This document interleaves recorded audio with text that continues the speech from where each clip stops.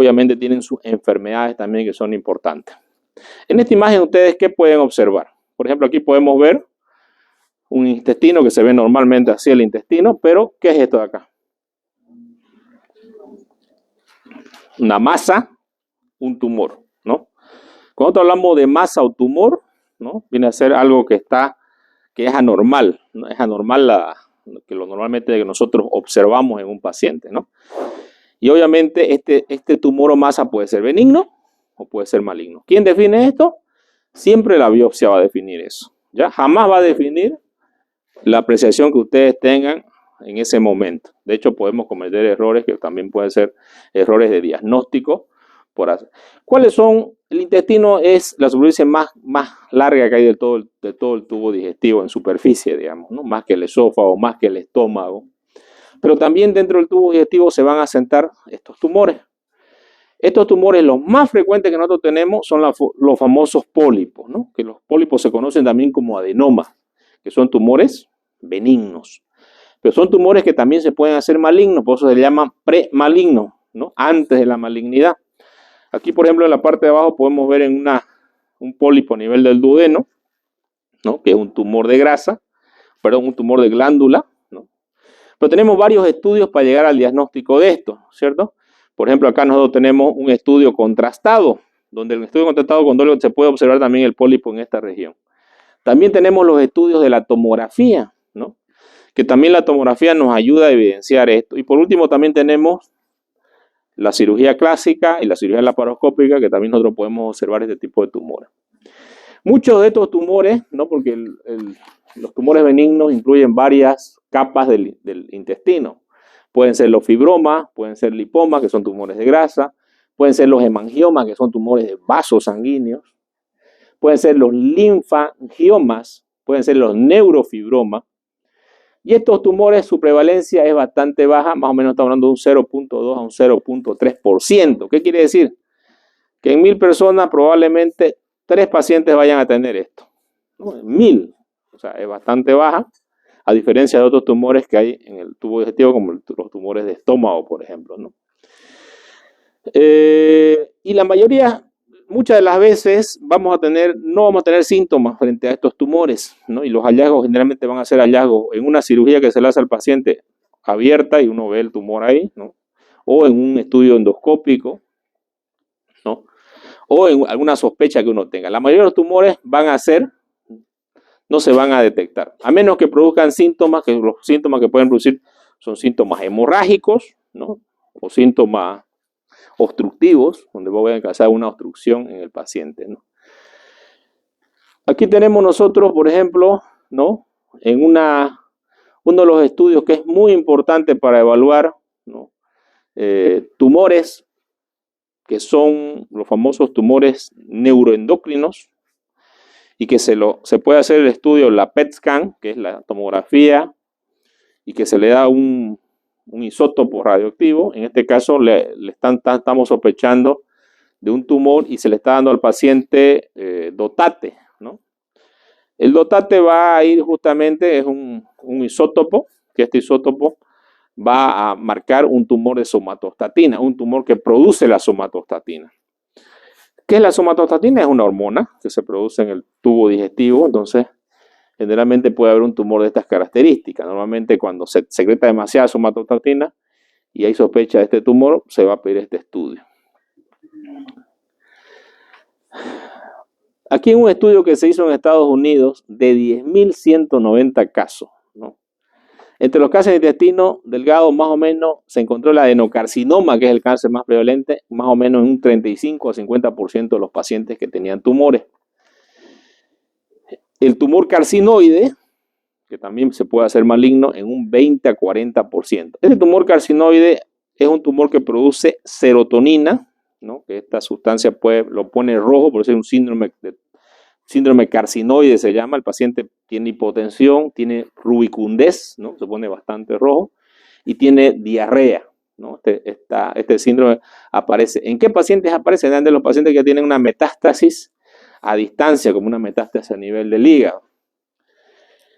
Y también se encontraron tumores, los linfomas. Los linfomas han aumentado un 10 a 15%, han aumentado mucho, ya, de hecho hasta yo he visto linfomas, que no soy oncólogo, digamos, ¿no?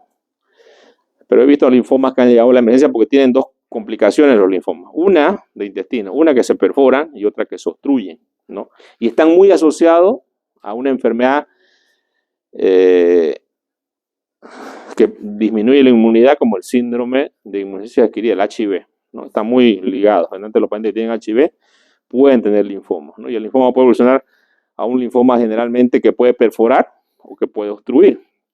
Pero sí tienen un tratamiento que van muy bien con tratamiento quimioterápico cuando se los encuentran, ¿no? Otro estudio que se hizo en Estados Unidos de 1922 a 1906, donde se estudiaron 10.945 cánceres de intestino delgado, ¿no? 4.315 fueron de origen neuroendocrino, 3.412 fueron carcinomas, 2.023 fueron linfomas, 1.084 fueron sarcomas. Cuando hablamos de los sarcomas, son los tumores del músculo liso del intestino, ¿no? Los tumores del estroma gastrointestinal conocidos como GIS, que también los estudiamos cuando hablamos de estómago, también pueden aparecer en cualquier parte del tubo digestivo y también pueden aparecer en intestino delgado. De hecho, son más comunes en el intestino delgado que en los otros lugares. También existen otros tumores que vienen a ser también del músculo. Tenemos el leiomioma y el leiomiosarcoma, ¿no? Generalmente cuando hablamos de sarcomas, ¿no?, hablamos de un cáncer de músculo. En este caso, si está ubicado en el intestino, es del músculo del intestino, pero también hay sarcomas que pueden salir en otras partes del cuerpo. Y viene dependiente del músculo liso. El intestino delgado se ve afectado generalmente por algunas metástasis. Sí, también pueden haber metástasis de otros tumores de otras partes del cuerpo. O sea, puede ser asiento de metástasis. ¿Qué tumores? El melanoma. Pero también puede tener una invasión local de otros cánceres que se originan en otros sitios, ¿no? El melanoma, saben que es un tumor que aparece en la piel, ¿no?, bastante pequeño, pero puede haber metástasis a nivel de intestino delgado. La mayoría de los pacientes con cáncer de intestino delgado se encuentran ¿en qué década?, ¿no? Entre la quinta y la sexta década de la vida. ¿Para qué es importante esto? Simplemente para tenerlo en cuenta, obviamente, que a esta edad aparecen los cánceres, ¿no? Por eso justamente como médico uno tiene que saber que los pacientes a esta edad pueden tener algún cáncer y uno tiene que investigar también cánceres en personas que tengan riesgos familiares, ¿no?, como enfermedades de la poliposis familiar hereditaria, ¿no?, que generalmente esta enfermedad pueden aparecer inclusive más antes los pacientes, ¿no? El síndrome de Peutz-Jeghers, que también es genético, ¿no?, puede aparecer en edades inclusive desde los 30 años, ¿no?, 20 años, en ese tipo de grupos de personas. ¿Cuál es la fisiopatología del tumor de intestino delgado? ¿No? El 90% de la superficie del todo el tubo digestivo está en el intestino delgado. Ya sabemos que las propiedades más importantes pero solamente el 1 a 2,4% de todas las neoplasias malignas se encuentran a este nivel. ¿Y cuáles son las explicaciones para que aparezcan estos tumores en el tubo digestivo? Bueno, tiene que ver mucho los carcinogenéticos genéticos ambientales, ¿no? Y esto tiene que ver mucho con los alimentos ultraprocesados, ¿no?, presentes en la alimentación que vamos comiendo todos los días. También tenemos el tránsito rápido del quimo, ¿no?, que limita el tiempo de contacto entre carcinógenos y mucosa. Una concentración relativamente baja de bacterias, que también eso es en el quimo, el intestino delgado, por tanto, una concentración relativa baja de productos carcinogenéticos, metabolismo bacteriano. En la protección de la mucosa, ¿no?, generalmente tenemos una inmunoglobulina que se encuentra en la mucosa, que es la famosa IgA, ¿no?, que generalmente hidrolasa, ¿no?, el benzopireno, que es uno de los cancerígenos activos en los alimentos. Los mecanismos apoplóticos celulares epiteliales eficientes que sirven para eliminar los clones que albergan mutaciones genéticas, ¿no? En los avances recientes, ¿no?, de la patogenia del adenocarcinoma del intestino delgado y también de los tumores del estroma gastrointestinal, se ha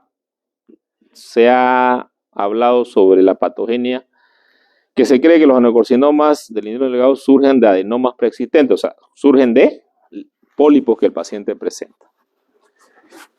Y también de algunas anomalías genéticas, ¿no?, que normalmente nosotros tenemos oncogenes que están luchando o supresores de los cánceres, que estos lamentablemente van a fallar, y cuando fallan nosotros podemos sucumbir a tener un adenoma. Los adenomas, como saben, y vimos también en estómago, tenemos tubulares, vellosos, tubulovellosos, ¿no?, que también pueden aparecer en todo el tubo digestivo, ¿no?, y estos son precursores del adenocarcinoma, dependiendo también el tamaño, ¿no?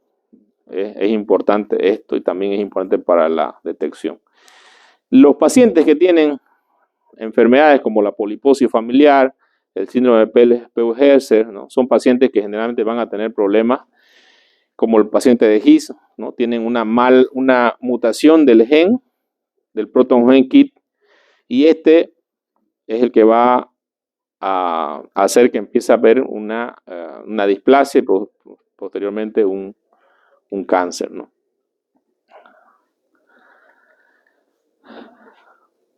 Este otro antígeno importante, CD117, ¿no?, que parte del receptor KIT y está presente en el 95% de los pacientes que tienen el tumor del estroma gastrointestinal.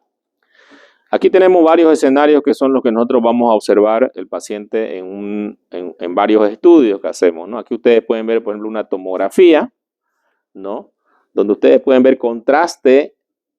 Es una tomografía de corte coronal, donde ustedes pueden ver, ¿no?, el contraste en el intestino, y se puede ver claramente un tumor, ¿no es cierto?, a tumor del hilio. En un estudio angiográfico, una angiotomografía, nosotros podemos ver que este tumor está bastante bien irrigado, un tumor bastante bien irrigado. Generalmente los tumores malignos son bien irrigados, porque los cánceres producen neovascularización, para que esta neovascularización pueda producir más irrigación, ¿no?, y así de esta forma el tumor crezca. El tumor generalmente no responden al cuerpo, ni les interesa, ellos crecen, ¿no?, crecen de forma, el cáncer crece de forma que no le interesa el sistema ni el organismo de la persona, ¿no? Aquí nosotros podemos ver ya en una visión laparoscópica, ¿no?, aquí pueden ver el tumor, que se lo puede ver con la cámara, incluso aquí se lo está agarrando ya con una pinza, están agarrando lo de un cabo intestinal, y lo van a sacar el intestino, porque el intestino como se puede sacar, ¿no es cierto?, ¿no?, abren una herida y se lo sacan hacia afuera, van a sacarlo al exterior, ¿no? Aquí ustedes pueden ver la piel del paciente, y ya salió, ¿no?, por uno de los orificios que se abrieron, salió hacia afuera el intestino, o lo abren un poquito más para sacarlo afuera. ¿Para qué? Para poder ver el tumor, para poder tocarlo y para poder hacer una resección con el meso. Aquí ustedes pueden ver el meso intestinal, ¿no? Este meso también va a ser resecado para estudiar los ganglios y ver si no hay metástasis ganglionares. Esto es importante para saber el pronóstico. Una vez sacada la pieza, aquí estamos viendo el intestino cortado por dentro, ¿no? Aquí ustedes pueden ver los pliegues de las válvulas conviventes, ¿no es cierto? Se pueden ver, y aquí podemos ver el tumor, ¿no? Aquí por fuera, aquí por dentro. Y este es el paciente, fíjense ustedes, ¿no?, donde solamente tiene una incisión acá y una incisión a este lugar. Porque eso lo ha hecho por vía laparoscópica, se ha hecho una cirugía híbrida que se llama, sacar hacia afuera y hacer la cirugía afuera, ¿no es cierto? Y luego volvemos a meter el intestino adentro, miramos que esté todo bien, que no haya hemorragia, y prácticamente una cirugía laparoscópica se le hizo al paciente. Acá tenemos uno de las formas de diagnosticar los tumores del intestino, porque usted me dirá, pero doctor, ¿hasta dónde llega el endoscopio? Hasta el duodeno, por eso se llama endoscopio o gastroduodenoscopio, ¿no? Y de repente, creo que no fue en esta clase, creo que los alumnos de primer año pensaban que el mismo que uno le mete por acá, le mete por la colonoscopía, ¿no? Bueno, y son diferentes por si acaso, ¿no? El de acá es un gastroduodenoscopio, y el que se mete por la parte del colon es un colonoscopio, que el que trata es un poquito más grueso, trata de ver otras cosas, ¿no? Son diferentes. Pero también tenemos, para la parte que no podemos ver el intestino, ¿no?, que viene a ser, ¿no?, tenemos la PIL cámara, ¿no?, o la cámara endoscópica, que es la que puede evidenciar, es una cámara que es una tableta que uno se toma y saca fotos de todo el tubo digestivo, ¿no? Pero igual tienen que haber algunas características importantes en el paciente. El paciente tiene que estar con el intestino preparado, no puede haber estado tomando, por ejemplo, colorantes o algunos medicamentos como el sucralfato, por ejemplo, que empapan la mucosa, ¿no? Si está bien preparado, saca fotos, ¿no? Y las manda a una memoria y luego el médico las va a ver en una computadora. Y aquí podemos ver, por ejemplo, un tumor, ¿no es cierto?, en el intestino. Inclusive sabemos a qué parte del intestino está de acuerdo al video que hemos tomado de la piel cámara, ¿no? Entonces, características de los tumores malignos del intestino delgado. Tipo de tumor, célula de origen, frecuencia, sitio predominante. Dijimos los tumores malignos: adenocarcinoma, tumor carcinoide, linfoma y tumor gastrointestinal, del estroma gastrointestinal, ¿no? ¿Cuáles son las células de origen? Del GIS, células intersticiales de Cajal. Del linfoma, la célula de origen, el linfocito. Del carcinoide, células enterocomonafines, productoras ¿de qué? De serotonina y otras hormonas. El adenocarcinoma, de células epiteliales, ¿no? ¿Cuál es el porcentaje? De frecuencia, ¿no? El más frecuente, el adenocarcinoma, 30-50%, seguido del tumor carcinoide, 20-40%, seguido del linfoma, 10-15%, y del GIS, 10-15%. Donde predominantemente vamos a encontrar estos tipos de tumores malignos. El adenocarcinoma principalmente en duodeno. El tumor carcinoide predominantemente en ilion. El linfoma predominantemente en ilion, ¿no? Y el GIS se puede encontrar en cualquier parte del tubo digestivo.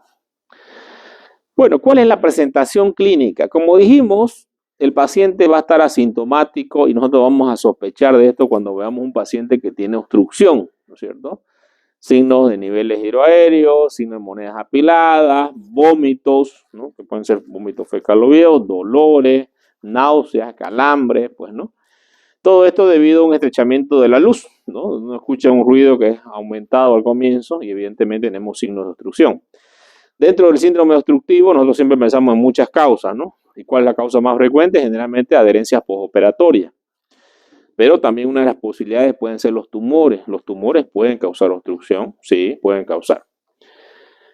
Al examen físico vamos a tener todos los signos de obstrucción, que va a ser la distensión, ¿no? Si hacemos percusión, vamos a tener una hipersonoridad en las asas que están distendidas.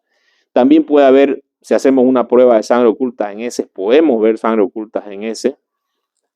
En algún caso también puede haber ictericia secundaria a una obstrucción biliar, probablemente ya por una metástasis hepática, ¿no? Y aquí hablamos que ya estamos con un tumor en etapa 4, ¿no? 3, ¿no? Ya un paciente que tiene ictericia, un paciente que tiene caquexia, ¿no? Que ha disminuido más de 10 kilos de peso, ¿no? Un paciente que tiene hepatomegalia, ascitis, ya hablamos que tiene carcinomatosis en la cavidad, ¿no? Y el pronóstico es bastante malo. Solamente vamos a hacer cirugías paliativas si es que hay que hacer algo paliativo, pero no se lo puede curar, ¿no? Entonces ya cuando vemos un paciente caquético con ascitis y hepatomegalia, estamos hablando de un estado avanzado de la enfermedad. La mayoría de los tumores se van a encontrar a nivel del duodeno, entonces con una gastro vamos a encontrarlo. Pero también podemos tener pacientes con otras enfermedades, como enfermedad de Crohn, ¿no? Que pueden estar asociados y también pueden hacer tumor, ¿no? Y también tumores que puedan tener también a nivel del páncreas y puedan producir una pancreatitis. Entonces el estudio para diagnosticar estos tumores que están en la parte alta es la endoscopía digestiva alta, ¿no? Los tumores carcinoides del intestino delgado también suelen diagnosticarse con el desarrollo de la enfermedad metastásica, ¿no? Y estos generalmente van a producir, cuando tienen ya metástasis a nivel hepático. ¿Y dónde se asientan estos tumores carcinoides? Generalmente pueden estar a nivel del apéndice, ¿no? 25 o 50% de los pacientes con metástasis hepáticas derivadas de tumores recién van a desarrollar manifestaciones, que es el síndrome carcinoide, ¿no? Pregunta de examen: ¿qué es el síndrome carcinoide? Diarrea, ¿no? Rubicundez facial, que se conoce como también enrojecimiento, hipotensión, taquicardia, puede haber fibrosis del endocardio y de las válvulas del corazón. ¿no? Derecho. ¿Cuáles son los mediadores derivados de estos tumores del síndrome carcinoide? Principalmente la serotonina, la bradicinina y la sustancia P, ¿no?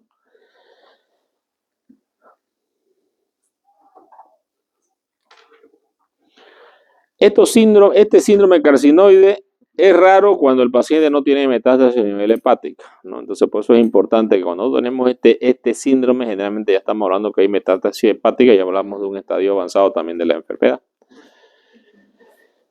El linfoma, ¿no? Que dijimos que un 10% de los pacientes lo van a presentar y pueden causar obstrucción. Aquí nosotros podemos ver en esta tomografía, fíjense ustedes, ¿no? En este corte coronal, ¿no? Vemos que está entrando el contraste y vemos acá, ¿no? El tumor bastante grande a nivel del intestino delgado, ¿no? Aparentemente a nivel del ilio, ¿no? Que sigue acá y se va, esto tiene los famosos signos de miga de pan, ¿no? Aparentemente el ilio y aquí está el colon, ¿no? Por aquí va el colon. Estamos en la parte posterior, ¿no? Entonces estamos hablando de un linfoma, que este linfoma cada vez ha sido más, se ha visto más aumento de esta enfermedad debido a los pacientes con HIV, ¿no?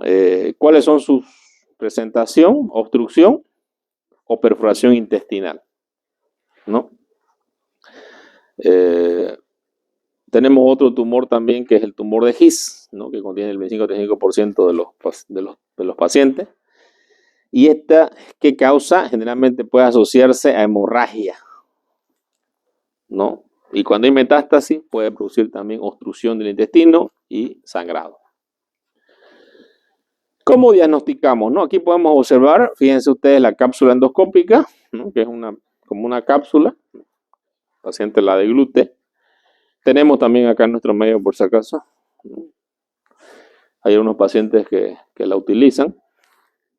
Claro que tiene un costo, ¿no? Es más cara que una endoscopía.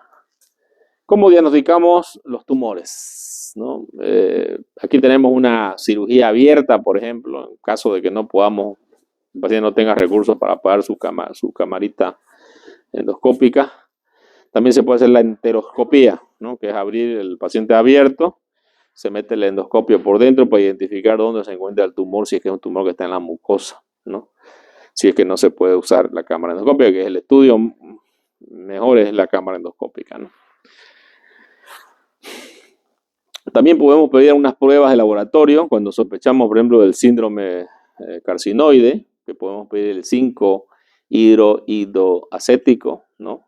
En orina, y de la cromogranina, que también van a salir, ¿no? Y nos pueden dar el dato de este tipo de tumor. También podemos pedir en los tumores malignos, en el adenocarcinoma principalmente, el antígeno carcinoma, que es un marcador tumoral, ¿no? Que no solamente es específico para intestino, por si acaso, para colon también, ¿no? El antígeno carcinoma embrionario. De hecho, lo vamos a ver cuando veamos colon también, ¿no? Las radiografías siempre van a ser importantes porque nos van a dar ciertas pautas para valorar cómo está el abdomen del paciente, distendidos los intestinos, no están distendidos, ¿no? Cómo se encuentra. También podemos hacer enteroendoscopías, ¿no? Cuando hacemos una cirugía abierta y colocamos en caso de que tengamos sospechas, ¿no? Y querramos una valoración endoscópica en quirófano. En caso de hemorragias que no podamos saber de dónde está la hemorragia a nivel del intestino, podemos usar los famosos eritrocitos marcados con radioisótopos, ¿no? Que nos dicen más o menos cuál es el lugar del sangrado en un estudio de centellografía, ¿no? Y también podemos hacer, en ese caso también se puede hacer el contraste arterial, ¿no? Mediante fluoroscopía, que es en el momento que está sangrando el paciente, y evidenciar cuál es el lugar de sangrado de todo el intestino delgado, ¿no? Tenemos los tumores localizados en duodeno, que aquí sí podemos medir la profundidad del tumor, ¿no? Con un estudio que es la ultrasonografía endoscópica, ¿no? Que justamente vamos a medir la penetración del tumor en todas las paredes, ¿no? Y esto nos puede dar un estadiaje de la lesión ya para saber, para la cirugía, ¿no? Por otro lado, también está la enteroscopía, que se puede hacer en la cirugía, la endoscopía para la parte alta, y también tenemos la enterografía por tomografía, ¿no? Aquí, por ejemplo, tenemos un tumor yeyunal del estroma gastrointestinal. Este paciente presentó un sangrado, ¿no? Esa fue su clínica, oscuro, y se observó que tenía un GIS, ¿no? De más o menos 7 centímetros a nivel del yeyuno. La imagen representa una vista laparoscópica de la masa, que surge a partir del lado antimesentérico, ¿no? El lado antimesentérico es el lado que no tiene el mesenterio, ¿no? Bastante grande, ¿no? El tumor, ¿no? Aquí tenemos otra lesión que se puede observar en este estudio contrastado, ¿no? Nos están dando de contraste al paciente. Un paciente que había sido una intervención, se le había hecho por un procedimiento de Whipple, ¿no? Se observa, fíjense ustedes aquí, el pólipo dentro del intestino, ¿no? En un estudio contrastado. ¿Por qué se ve negro? ¿No? Porque es una imagen negativa, ¿no? El contraste generalmente se ve metálico, ¿no? Blanco. Pero en una imagen negativa se ve así como ustedes pueden ver acá, ¿no? Que muchas veces hacemos una fluoroscopía y lo vemos en tiempo real, ¿no? Muy bien. ¿Qué podemos hacer con estos pacientes después? Igual también se pueden hacer resonancias magnéticas, tomografía. De hecho, las tomografías también nos ayudan bastante, las tomografías con contraste. Pero también nosotros podemos hacer un tratamiento con estos pacientes, sí, ¿no? Dependiendo también el tamaño, ¿no? El tamaño, es importante el tamaño del adenoma o el tamaño del tumor. Generalmente se pueden tratar por vía endoscópica cuando son menores de 2 centímetros, ¿no? Se los puede resecar, así como ustedes pueden ver acá, ¿no? Acá están haciendo con una asa de diatermia, van a extraer el tumor, ¿no? Y sí se puede, digamos, ¿no? Pero en otros casos, cuando el tumor es más grande de 2 centímetros, no se aconseja y lo que hay que hacer son resecciones, dependiendo de dónde se encuentre el tumor. Si los tumores se encuentran, o el tumor se encuentra en el duodeno, hay que hacer una cirugía de Whipple. Una cirugía de Whipple es una pancreatoduodectomía, ¿no? Es resecar todo el duodeno y la cabeza del páncreas y realizar una anastomosis al yeyuno, una anastomosis biliar y una anastomosis del Wilson, ¿no? Una cirugía bastante larga. El otro día hicieron una en el hospital, el cirujano oncólogo que hay, 12 horas de cirugía. Una cirugía bastante larga, bueno, le tardó más, no sé por qué, pero bueno, se tardan a veces bastante tiempo, ¿no? Otro tipo de cirugía, por ejemplo, en caso de causa obstrucción y queramos hacer una cirugía paliativa o no, podemos hacer una cirugía como esta, por ejemplo, derivativa, ¿no? Porque el contenido del alimento viene acá y aquí está la obstrucción, ¿no? De repente puedo unir al intestino, hacer una unión, que viene a ser como un bypass más o menos, para tratar la obstrucción. En caso de que no se puedan resecar o que estén adheridos a otras estructuras, ¿no? No se pueda resecar, ¿no? Se hacen los famosos bypass, que son cirugías paliativas para tratar al paciente nomás, solamente sin resección, porque la resección probablemente va a ser, siempre nosotros ponemos en la balanza, ¿no? Cuando hacemos un tratamiento en los pacientes, yo puedo hacer una cirugía extensa, ¿no? Yo no sé si el paciente va a tolerar eso. Les doy un ejemplo. Una colectomía es una cirugía mayor, el paciente va a sangrar, ¿no? Yo la puedo hacer, pero no el hecho que la pueda hacer, sino que la puedo hacer en ese paciente. Yo tengo que hablar a mi paciente. Si el paciente, esa cirugía que le voy a hacer, lo va a mandar a terapia o lo va a matar, digamos, ¿no? Entonces, de repente no la puedo hacer. Entonces, en esos casos, por ejemplo, es lo que se hacen los famosos bypass, ¿no? Como ustedes pueden ver acá, que no sacan el tumor porque obviamente está adherido a muchas estructuras y directamente hacen esto para que el paciente pueda recibir la quimioterapia y se entra en una segunda operación para resecar el tumor si es que el paciente está en buenas condiciones. Aquí tenemos una visión de un tumor resecado, un tumor carcinoide. Pueden fijarse ustedes cómo está el intestino, ¿no? Se lo puede ver bastante diferente a un intestino normal. El meso, que generalmente los ganglios están bastante, ¿no? Hay una mesenteritis, hay una adenitis mesentérica, ¿no? Hay una inflamación también, fíjense ustedes, de lo que es el mesenterio del intestino, ¿no? Este tumor fue diagnosticado por una tomografía, ¿no? Y justamente se hizo la resección del tumor con también los ganglios, ¿no es cierto? ¿Dónde están los ganglios lindinos? En el meso. Todo esto que ustedes ven acá es el meso intestinal. Entonces estos ganglios se van a estudiar y se va a ver si hay invasión a los ganglios.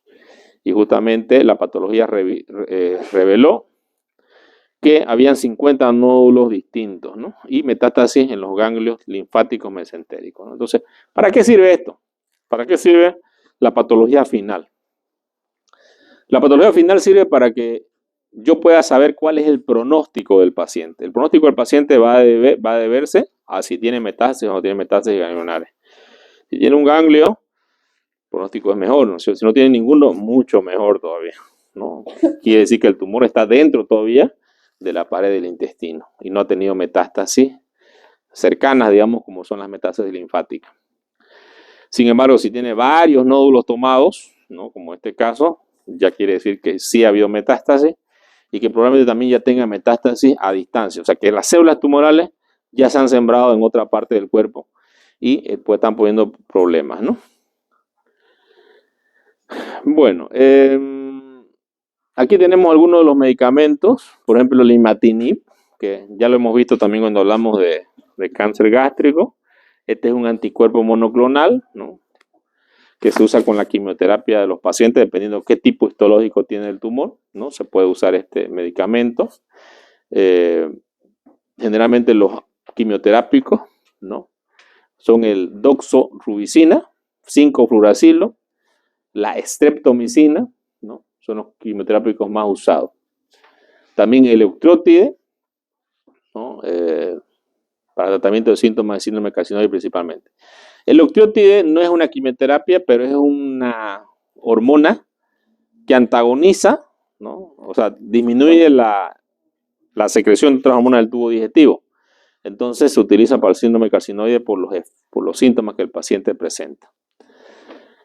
Para el linfoma, ¿no? Dependiendo qué parte del está afectada y del mesenterio, generalmente nosotros hablamos del tratamiento quimioterápico también, que va muy bien. Inclusive hay pacientes que sanan. Yo he tenido la suerte de ver a algunos que han sanado, pese a que no soy oncólogo, pero he operado a un paciente en la emergencia, lo he derivado y el paciente he visto su seguimiento y han ido bastante bien. Los GIS, que son los otros tumores, aparte de los linfomas, ¿no? Generalmente aquí se hace resección, ¿no? Linfadenectomía amplia, ¿no? Se saca todo el tumor, se trata de ver todas las metástasis que el paciente tiene. Se utiliza el imatinib, ¿no? Que es el inhibidor de la tirosina sinasa y tiene una potente actividad contra el kit de tirosina sinasa y se usa en pacientes con enfermedades de metastásicas, ¿no?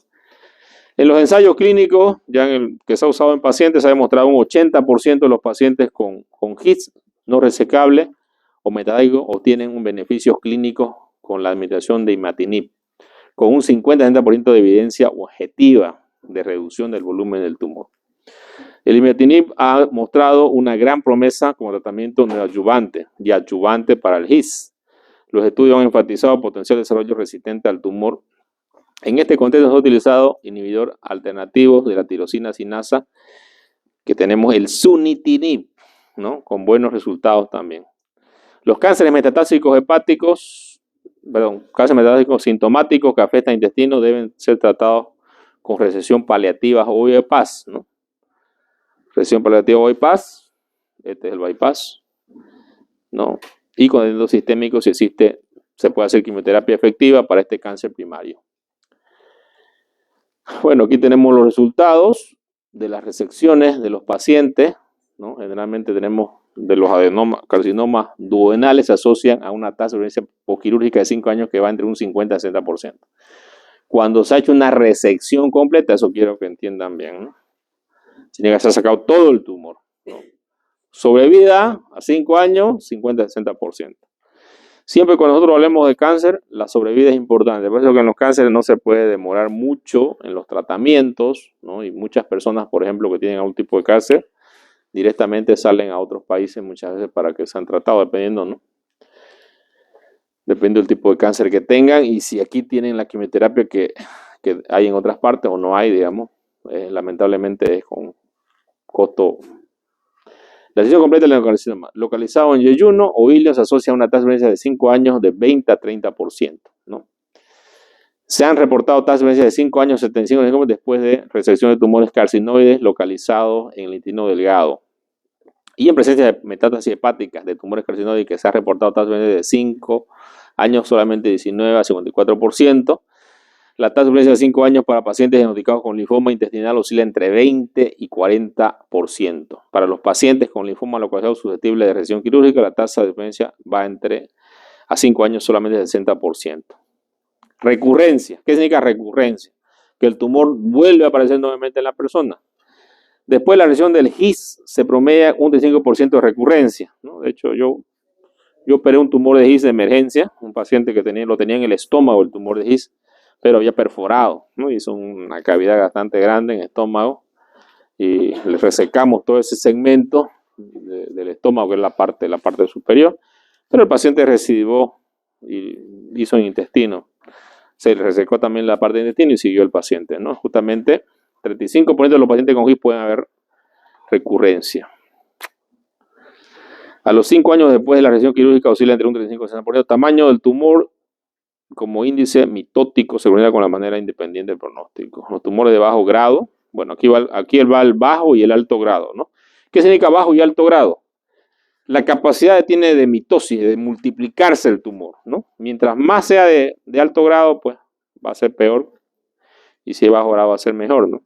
Cuando hablamos de bajo grado, índice mitótico menos del 10 campos de alta potencia, que mide menos de 5 centímetros de diámetro, se asocia con un pronóstico mejor, digamos, que el del alto pronóstico, ¿no? Bueno, esta es otra patología. Vamos a quedarnos acá. Ya. Entonces, ¿cuándo el examen es el? ¿Cómo 11? ¿Cuándo es la otra semana?